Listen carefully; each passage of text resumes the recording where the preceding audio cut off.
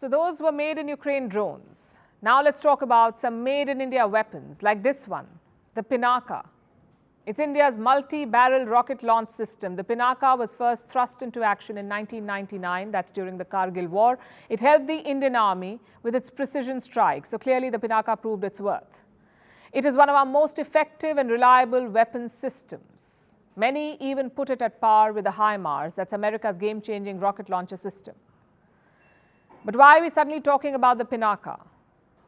Because it seems to have ruffled some feathers. Apparently, it's giving Azerbaijan sleepless nights. They have summoned the Indian envoy over it. Let me give you some context here. In 2022, India and Armenia signed a defense deal. It was to procure the Pinaka missile launchers. The contract was worth 2,000 crores. For India, it was a boost for its indigenous defense industry. For Armenia, it increased its military capabilities. So both the countries were happy. But it left Azerbaijan seething. And why is that? Because Armenia and Azerbaijan are locked in a conflict. It's for this region, the Nagorno-Karabakh region. Internationally, it was recognized as part of Azerbaijan, but the residents are mostly Armenians, so it's a classic ethnic conflict. In 1917, Armenia and Azerbaijan fought over the region. In 2020, they waged a war again. And since then, the situation has remained tense. It's because of these tensions that Armenia chose the Pinaka. You see, Azerbaijan uses a lot of drones. They're called the suicide drones. In such a case, a rocket launcher system must shoot quickly and then disappear. The Pinaka has that capability, which makes it very important for Armenia. But for Azerbaijan, it seems like a red line. They've apparently protested over a cargo of Pinaka launchers reaching Armenia. We have some videos. They were put out by a news portal based in Baku, the capital of Azerbaijan. They show a camouflaged truck convoy moving towards Iran's Nurduz border. That's the border it shares with Armenia. Now, this website claims that this was military cargo. It was first delivered to the Iranian port of Bandar Abbas, and then it was being moved to Armenia. And who did this cargo belong to?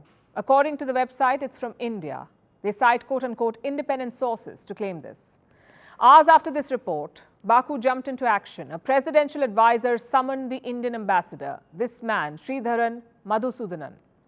He said Azerbaijan was concerned both about these shipments and also the growing India-Armenia military cooperation. He also apparently questioned the timing of these shipments. He said Azerbaijan is working on a peace deal with Armenia, so sending weapons at a time like this is an escalation.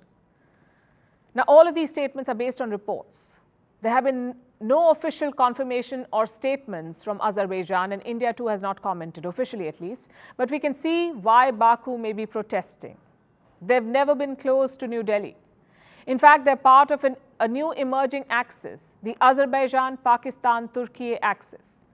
In the year 2017, these three countries signed a trilateral agreement. This was to establish security cooperation.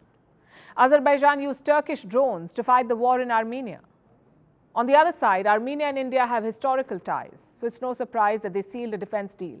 And that too with the Pinaka. It is India's first genuinely indigenous system. Virtually none of its parts have been imported.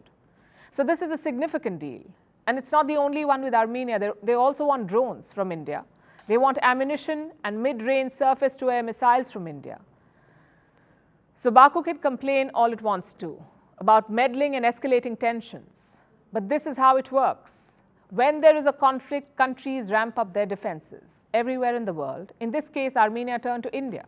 And India is working on establishing itself as a defense player, so it must seize any opportunity that comes its way.